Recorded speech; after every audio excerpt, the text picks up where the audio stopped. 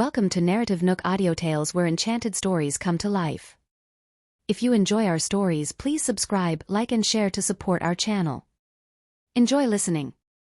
Let's get going, Nicole said decisively. Setting down her water bottle, she looked toward the person closest to her. In a sudden change of expression, she stood up abruptly and headed off. Those men must have realized Nicole had spotted them.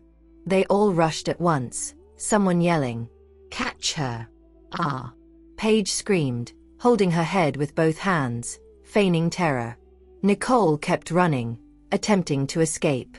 Some chased Nicole, while another grabbed Paige, shouting, "Stop, or she's in trouble." "It's not my problem. I don't know her. I'm just a tour guide." Paige acted scared, face pale, pleading for mercy.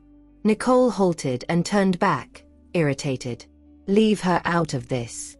Seeing it worked, the leader smugly said, "Come quietly, or you know what will happen." "Release her, and I'll go with you," Nicole said, though she didn't budge. "Think we're fools? If we let her go, you'll run," the leader retorted. "Take them both." "Yeah," someone agreed, moving to grab Nicole. She glared at him coldly. "I'll walk on my own." Soon Nicole and Paige were taken away in a car. Just as they were captured, Jared received a signal, his eyes narrowing slightly. Possible system. Message. New development detected. "Let's move," Zane said, his voice tense. Nicole had done her part, and now it was their turn to act. "Adolf," Jared said slowly. "Got it," Adolf replied, leading his team into action. Zane looked at Jared. "My men are on it too. Let's go." Jared stood up, his gaze cold and determined, and walked out. Zane followed him. Following Nicole's signals, Jared and Zane reached an abandoned factory on the outskirts of the city. "Is this the place?" Zane asked, double-checking the signal and glancing up at the factory. Jared, with a stern expression, stepped out of the car. Adolf quickly approached and reported, "Mr. Johnston, your wife is inside. She's safe for now." "How many inside?" Zane asked in a deep voice. "The outside guards are taken care of. There's about 15 or 16 inside," Adolf answered. "Let's go," Zane ordered, adding, "Make sure Nicole's safe." Adolf nodded resolutely. Absolutely. Their top priority, no matter the plan, was to keep Nicole safe. Adolf returned to the factory's entrance, signaled his team, and they climbed over the wall, moving quietly to take down each adversary one by one, aiming to resolve the situation swiftly and silently.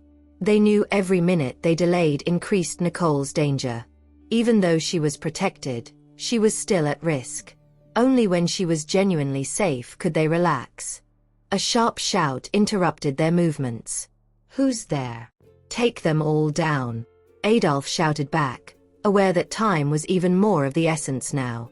With discovery, stealth was unnecessary. The group leaped into action, engaging in a fierce melee. The sounds of the fight echoed inside the building. "What's happening out there?" the leader of the captors asked, frowning. "Somebody's here, not sure who. They're tough, definitely skilled," someone nervously reported. "Could we have been discovered? How could anyone find this place?" the leader snapped, his face pale with anger.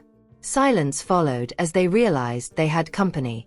Nicole exchanged a glance with Paige, understanding that Adolf and Zane must have arrived. Subtly nodding in agreement, they began secretly working on the ropes binding their hands.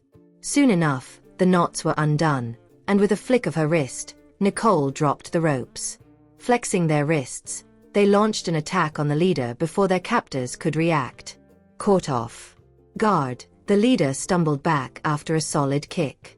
Facing the two women standing back-to-back in fighting stances, the leader looked utterly dismayed. "This is your trap," he exclaimed, finally realizing the situation.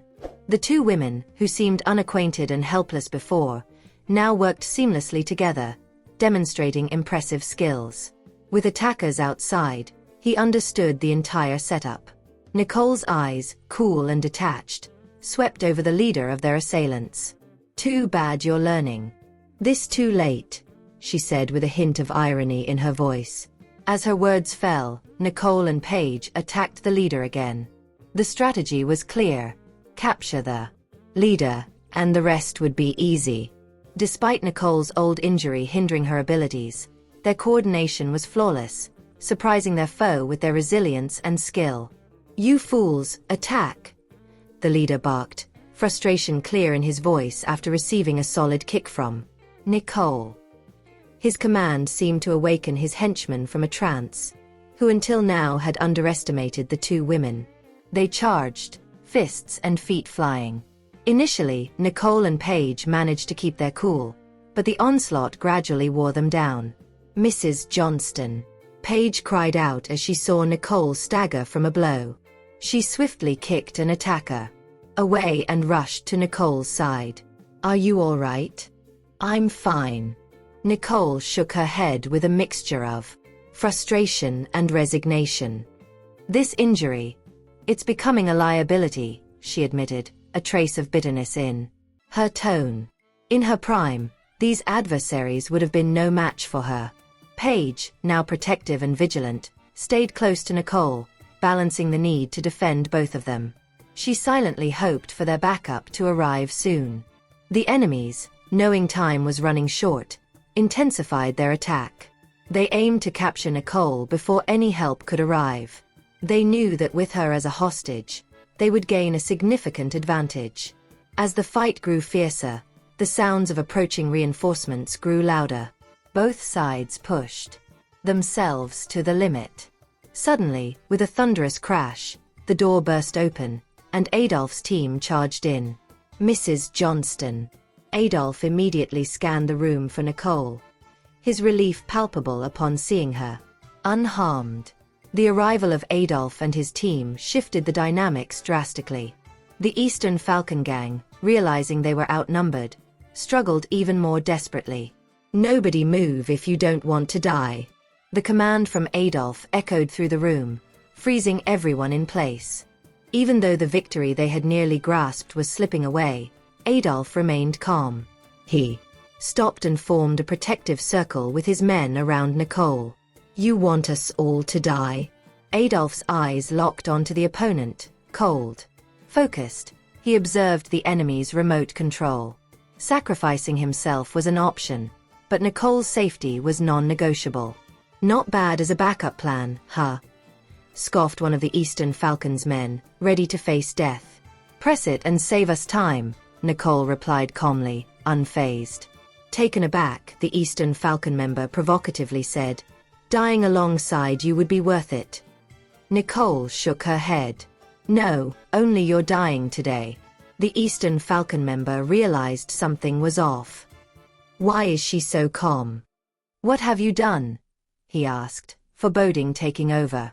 Aware that Nicole must have done something, despite signal jamming, they had planned around her capabilities. "But will we still fail?" A slight smile on Nicole's face as she replied, "Why don't you press it and find out?" "Boss, could she be bluffing?" one of the men whispered to the leader. The leader, with a hint of doubt in his eyes, scrutinized Nicole, trying to gauge the truth in her words. Nicole stood still, a calm, almost serene smile on her lips, yet there was something chilling about her confidence. The leader felt increasingly unnerved, and his face paled. Inexplicably, he found himself believing Nicole's words. His finger pressed the button. "Boss!" the others shouted in alarm. The area was rigged with explosives meant for escape, not for a real death trap. Pressing that button could mean the end for all of them. No explosion followed, leaving an unsettling silence. "What's going on?" the others murmured in confusion. The leader pressed the remaining buttons, but as expected, nothing happened. He burst into crazed laughter. "Ha ha ha, well done." Throwing the controller aside, he turned to Nicole. "You win." He realized he had underestimated her. She's not a simple woman. "So, this was all part of your plan, right? Including this trip abroad?" he asked Nicole. He seemed to understand everything now. It all looked under their control, but they were the fools. From the beginning, everything had been part of Nicole's plans, leading them to this downfall. "Oh, you found out." Zane's voice came as two figures appeared. Looking up, Nicole saw Jared standing there, his eyes fixed on her. Nicole smiled and stepped out of the crowd, walking toward Jared. "What are you doing here?" The only unplanned element was Jared showing up. She had meant for him to stay at the hotel, trusting in the success of her flawless plan. Jared embraced Nicole immediately, holding her tightly. Despite the flawless plan, he was still concerned. He had wished to lead the charge personally but understood the risk. Once Zane's team had defused all the bombs, he hurried to see her and take her home. Holding her gently, Jared softly said, "Let's go home." Nicole grinned. "All right, time to head home. But you can't just leave like that," Zane protested. Nicole replied casually, "You've got this. It's all yours." She and Jared had to get back to Nolan and Lana. They missed their kids a lot in the past few days. Seeing them leave, Zane rolled his eyes. "Looks like I'm stuck with the cleanup," he muttered. "Handle the aftermath," Adolf told him, leading his team away. Zane frowned. "So, Jared brought me here just to clean up after them?" He sighed and directed, "Take care of them all." Meanwhile, Nicole and Jared had already left in their car. Back at the hotel, Nicole, holding some documents, said, "I need to finish this with Reggie, then we can go back. Do you need help?" Jared asked softly. "Nope," Nicole replied with a smile, leaning in for a kiss on his cheek. Jared wrapped his arm around her waist and kissed her passionately. As the night fell and the lights twinkled, a car stopped in front of a club. A couple got out. "Let's go in," Nicole said, linking her arm with Jared's. They strolled in, shared their names, and were quickly escorted to a private room. Reggie was already there, and he stood up to greet them. "Mr. Johnston, Ms. Nicole." "Mr. Martinez," they greeted back, and everyone sat down. Nicole gave the documents to Reggie. "These are the changes I made. Take a look, and if there's anything you're not okay with, shoot me an email, and I'll fix it." Surprised, Reggie asked, "You're leaving so soon?" "Yes, we're catching an early morning flight tomorrow," Nicole responded. Their collaboration was almost wrapped up, and any additional communication could be handled through email. So, Nicole opted to head back to San Giotto. "In that case, I'll get back to you as soon as possible," Reggie said, slightly more serious as he gathered the documents. Nicole smiled. "I'll be waiting for your response." Reggie signaled someone to open a bottle of wine, then poured glasses for everyone. Raising his glass, he proposed, "Let's toast to a successful partnership." "Cheers to that," Nicole agreed, clinking glasses with elegance. They sipped the wine gracefully before setting their glasses down. Nicole felt positive about this collaboration. Everything was falling into place smoothly. Reggie turned to Jared for a toast. "I hope we have the chance to work together in the future." Jared looked at Nicole and replied, "We will." Reggie chuckled. "They say Mr. Johnston dotes on his wife. Seeing it today, I can tell it's true." Jared's response was clear. He was open to collaboration, but it also depended on the success of Nicole's projects. Jared looked at Reggie with a calm demeanor and raised his glass in a casual yet significant gesture, as if to say this was the way things naturally unfolded. "Mr. Martinez, since our trip was a bit rushed, we won't stay much longer. We hope you'll get a chance to visit San Giotto and let us return the hospitality," Nicole said, raising her wine glass again, inviting. Reggie, "Sure, I'll visit when I have the opportunity," Reggie happily agreed. As they chatted, time slipped away, and soon Nicole and Jared excused themselves to leave the club. Their business was almost wrapped up, and they were eager to return to San Giotto. Things had gone smoothly, and they longed to be home. After Nicole and Jared left, Reggie took out the documents Nicole had given him. As he read through them, his expression changed. showing signs of excitement and surprise. "Come in," Reggie called, and his assistant entered. "Check Nicole's flight time for tomorrow," he instructed. "Yes, sir."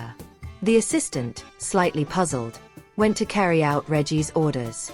The next morning, Nicole and Jared were preparing to board their flight when they were stopped by Reggie's people. "Just a moment," they said. "What's the matter?" Nicole asked, a bit puzzled. "Ms. Nicole," Reggie hurried over. "Glad I made it in time." Nicole raised an eyebrow in surprise. "Mr. Martinez, is there something you need?" He had come to the airport personally, and from his demeanor, it wasn't just to see them off.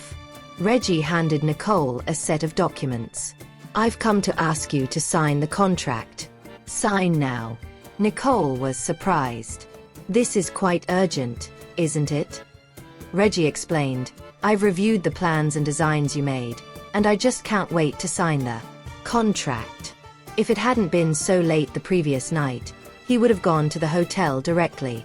Nicole couldn't help but smile at his eagerness. "Take a look, and if there's anything in the contract you're not satisfied with, we can make changes," Reggie said, seeing Nicole hesitate. "All right," Nicole replied with a smile, opening the documents to review them seriously. Reggie had shown such commitment. Naturally, Nicole would respond with sincerity. After checking the contract, Nicole looked satisfied. Reggie had crafted a solid one, covering all bases. Handing it back to Reggie, she said, "Pleasure doing business with you." Taking the contract with a smile, Reggie commented, "You're straightforward, a true warrior." Nicole replied with a light smile. "And Mr. Martinez, you're a man of decisiveness. It seems we are indeed like-minded. Point one." Just then, the boarding announcement echoed through the airport. "All right, I hope our paths cross again," Reggie said, observing Nicole and Jared heading to the boarding gate. "Sir, we should head back too," his assistant reminded him. Reggie gave the contract to his assistant. "Let's start preparations once we're back." "Understood," the assistant responded. The two left the airport. Nicole and Jared boarded their flight, returning to San Joto. Upon arriving, the sun was setting, casting a warm glow over the city. Max had been patiently waiting at the airport. As soon as they appeared, he promptly opened the car door for them. Once inside the car, Nicole and Jared leaned back, exhaling with relief. "Thank goodness everything went smoothly," Nicole said, glancing out of the window. The familiar surroundings outside provided a comforting sense of peace and security. "The kids have been waiting for you eagerly at home." "They really missed you," Max said, smiling a bit. "Yeah, we missed them too," Nicole replied, smiling. Even though it had only been a few days, it felt like a long time to them. When they got back to the Riddle residence from the airport, it was already dark. As they entered the house, Nolan and Lana rushed over and hugged Nicole and Jared. "Daddy, Mommy, we missed you so much," Nolan and Lana said, looking up at them with their little heads tilted. Nicole gently stroked their heads and softly replied, "We missed you too." "You're back earlier than we thought," Gloria said with a smile. Nicole and Jared, holding Nolan and Lana, settled on the couch. "We finished work and decided to come back early," Nicole replied, smiling. "It's great to have you back. These two have been eating less the past few days, really missing you," Gloria said, looking at Nolan and Lana with a touch of concern. Nicole touched the little one's cheeks gently and said, "I've been video calling you every day, and yet you're still like this." "But we're really full," Lana said, patting her belly.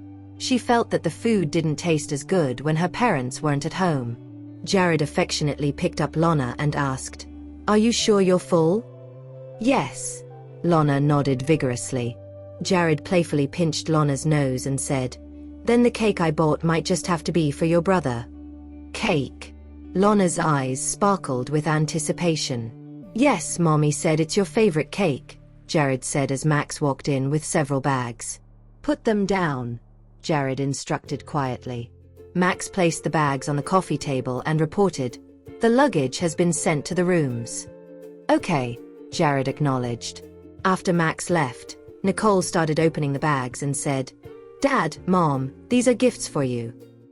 After sorting the gifts, Nicole packed them in bags, planning to distribute them the next day. The last box she opened contained 2 smaller boxes, each holding a cake. "These are specially bought for you on our way back," Nicole said, giving a box to Nolan and Lorna. Lorna, eyeing the cake, swallowed hard and said, "Daddy, I think I'm hungry again." Laughter filled the living room, a joyful atmosphere enveloping the family. The next day dawned bright and sunny. After breakfast, Nicole and Jared left for the office. Dropping Nicole off at Riddle Corporation, she stepped out of the car with the bags in hand. "Nicole." Lulu's cheerful voice rang out, followed by a quick approach. Nicole, recognizing Lulu, couldn't help but shake her head and smile at her enthusiasm. "I thought you'd never come back. I was getting so bored," Lulu complained as she reached Nicole. Nicole handed her a gift, saying, "This is for you." "Thank you," Lulu said, accepting it with excitement. The two chatted as they entered the company. "Let's go," Jared said, turning his attention back and instructing Max. Max started the car and said in a deep voice, "Mr. Johnston, we've captured Scorpio." "Leave it to Zane," Jared said coolly. "Scorpio has already been handed over to Pisces and should be with Zane by now," Max replied. With Scorpio captured, the Eastern Falcon's influence in San Joto was effectively wiped out. Now only Lawrence remained a concern. After a pause, Max added, "Lawrence knows about Scorpio's capture, but he's unusually quiet. It feels like he's plotting something. Keep an eye on him," Jared instructed. Lawrence must be feeling the pressure now. He's bound to make a move. Even if they didn't go after Lawrence, it was likely he would come after them.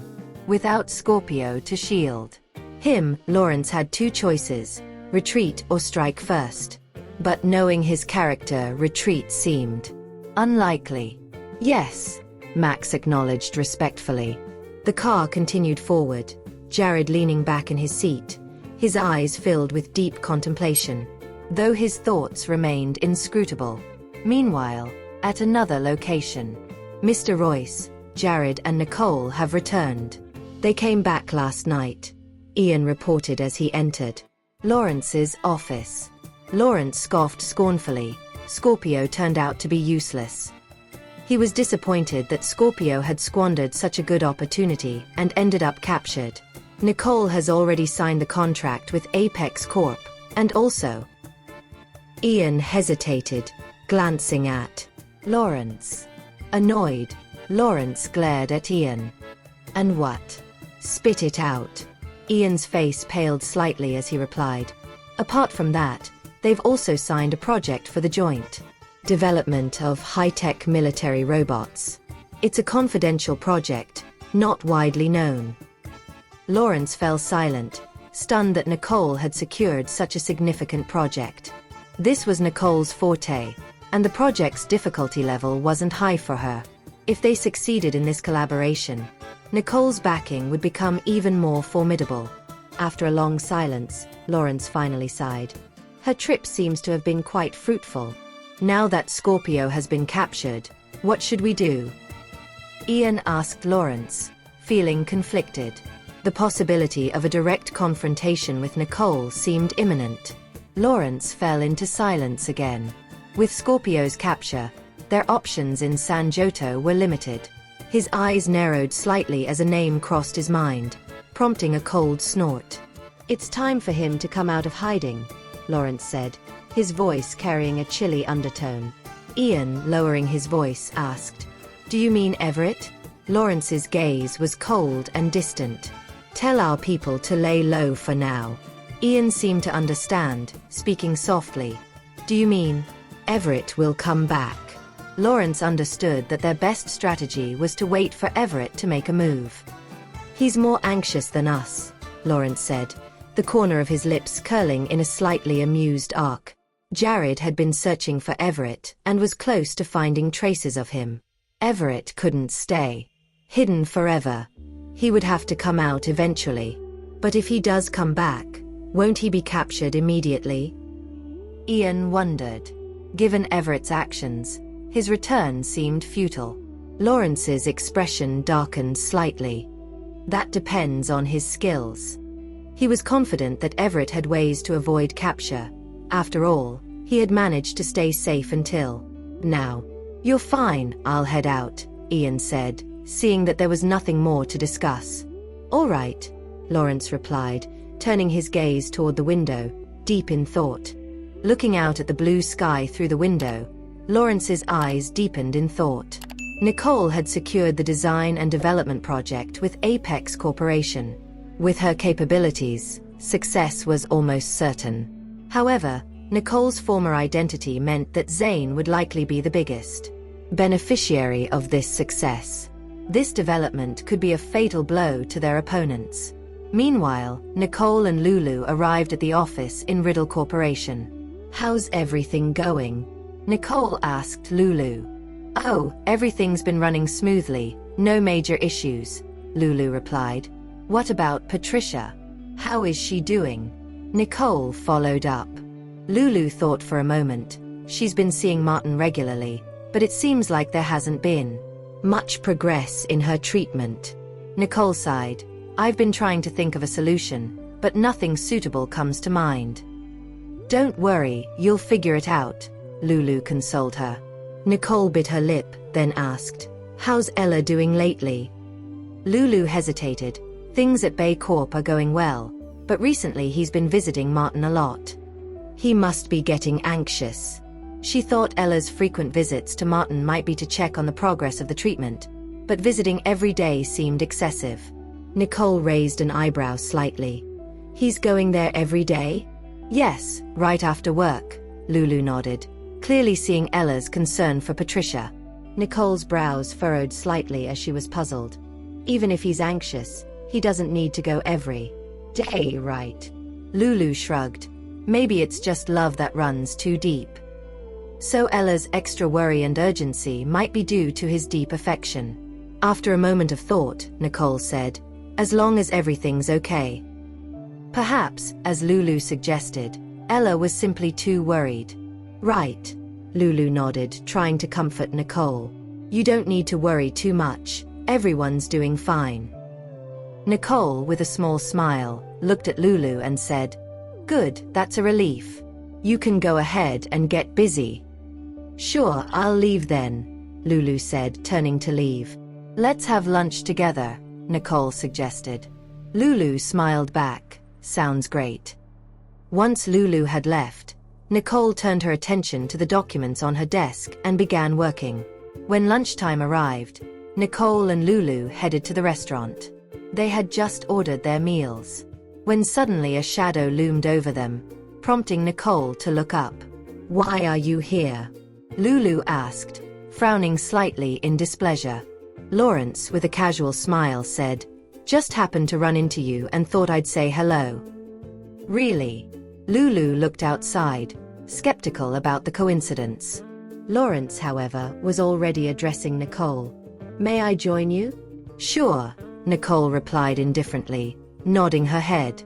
After Lawrence sat down and ordered his meal, Lulu muttered under her breath, Who said he could join us for lunch? Nicole looked at Lulu with a smile, seemingly reassuring her. With a sigh, Lulu regained her composure. After all, they couldn't just ask Lawrence to leave since he wasn't going anywhere. Everything went smoothly overseas, I hope, Lawrence said, feigning concern. Quite smoothly, and we even had some unexpected gains, Nicole responded, not revealing too much. She believed Lawrence was already aware of the details. Lawrence smiled wryly. Well, congratulations then. He understood Nicole was being deliberate. She knew he was aware of everything, so there was no need for him to pretend otherwise. Nicole nodded politely. Thank you. Observing Nicole's seemingly polite but distant demeanor, Lawrence's eyes darkened slightly. Just then, the waiter brought their lunch. After setting it down and wishing them a pleasant meal, he left. Let's eat, Lawrence said with a smile, looking at Nicole. Sure, Nicole replied, showing no sign of discomfort, and started eating and chatting with Lulu. Lawrence narrowed his eyes slightly, listening to their conversation while eating his lunch. Nicole and Lulu chatted, subtly keeping an eye on Lawrence's every move. Noticing his calm demeanor, Nicole's eyebrows slightly raised. After lunch, Nicole and Lulu prepared to leave. Lawrence offered, "Let me drive you." "No, thank you, we have a driver." Lulu declined immediately. Having lunch with him was already a stretch. They wouldn't accept a ride from him. Who knew what he might be planning? "Since that's the case, we won't disturb you any further," Lawrence said, not insisting further and bidding them farewell before leaving first. Lulu, pulling Nicole aside, whispered, "What's his deal anyway?" She was puzzled about how Lawrence could approach Nicole so calmly and join them for lunch as if nothing had happened before. "It does seem a bit strange," Nicole said. Her expression became serious with thought. She wondered if Lawrence was trying to test her, or if he had some other reason for showing up. "Let's head back," Lulu suggested, feeling a bit uneasy as they left the restaurant. The driver brought the car around, and they headed back to Riddle Corporation. Meanwhile, Lawrence watched Nicole's car drive away before instructing Ian, "Drive." "Mr. Royce, won't Nicole become suspicious?" Ian asked, concerned about their recent open confrontation. "I'm trying to slowly ease her suspicions," Lawrence replied calmly. He found it more unusual that Nicole wasn't suspicious of him. By maintaining a friendly distance like before, he hoped to gradually lower her guard and relax her vigilance. Ian wanted to say more but, noticing Lawrence's stern expression, remained silent and started the car. Lawrence leaned back in his seat, his gaze shifting to the car window. His goal was to have it all, both Crests and Nicole, and he was not willing to let go of either. Back at Riddle Corporation, Nicole and Lulu returned to work. After a while, to their surprise, Jared showed up. "Why are you here?" Nicole asked in surprise. "I came to see you," Jared replied softly, his gaze gentle as he took a seat beside her on the couch. Nicole joined him, her body leaning against the soft cushions. "I just got back." "I know," Jared said, reaching out to take her hand. Nicole's eyebrows raised slightly. "You knew." Her mind raced to a conclusion. Jared must have known about her lunch with Lawrence. His arrival here was far from a mere coincidence. "Yes," Jared confirmed. "What did he say to you?" Nicole's frown deepened. "What if I told you we just had lunch? Would you believe that?" "Just lunch?" Jared's voice carried a hint of disbelief. "Is that all? What's Lawrence planning?" "Who knows? He's a weird one," Lulu added with a pout. "But for sure, he's up to something fishy." Nicole agreed silently. Although Lawrence appeared calm, she knew he was a wolf in sheep's clothing, not to be trusted. Jared looked at Nicole, his eyes calm yet filled with concern. "Don't worry, I'm fine," Nicole reassured Jared, squeezing his hand. "He's probably just buying time," she thought. "Does this mean he wants a temporary truce to lower your guard?" Max asked, catching on. "Possibly, but he must have a plan behind it," Nicole responded, nodding thoughtfully. She had known Lawrence for a few years and had some insight into his character. "So what does he want?" Max looked at Jared, puzzled. Jared's gaze darkened slightly. "You said his men have disappeared?" "Yes, those who were active before have quieted down. Some even left San Giotto," Max confirmed. "He's playing a deep game," Jared said coldly. "Retreating to advance, preparing to gather strength in secret, or maybe he has some information we don't have." "Nicole, could he be scared?" Lulu asked with wide eyes. Nicole considered this. Could it be that Lawrence knows he can't beat us, so he's seeking mercy now? She wondered. Nicole shook her head, a wry smile playing on her lips. "No, that's not Lawrence's style. He doesn't give up until he gets what he wants." "How about he's trying to get closer to you, maybe to steal the crests?" Lulu speculated. But she quickly realized that since the crests had recognized their master, simply stealing them wouldn't be effective. Nicole chuckled at Lulu's wild imagination. Let's not jump to conclusions. Why don't you take a break during lunchtime? Lulu agreed but cast a meaningful glance at Jared before leaving the room, thinking it wise to give them some space. After Lulu's departure, Max also stood up. I'll look into it, he said, and then he too exited. Left alone in the office, Nicole turned to Jared. What do you think? Ever since Scorpio's been captured, he's been lurking in the shadows. With Scorpio gone, showing weakness could mean he's found a new shield, Jared speculated, his eyes flashing with a cold light. Nicole bit her lip, deep in thought. Who could be Lawrence's new shield in San Giotto, she pondered. Could the Eastern Falcon have sent someone else? Nicole frowned. After such a loss, could they still be a threat? It's possible, Jared replied in a deep, somewhat oppressive tone. Nicole's eyes narrowed as she realized Jared's thoughts were probably right. If you have enjoyed this story, please like and share so others can see it too. Also hit the subscription button and notification bell so you can be notified on our next release. Thank you for your support. God bless you.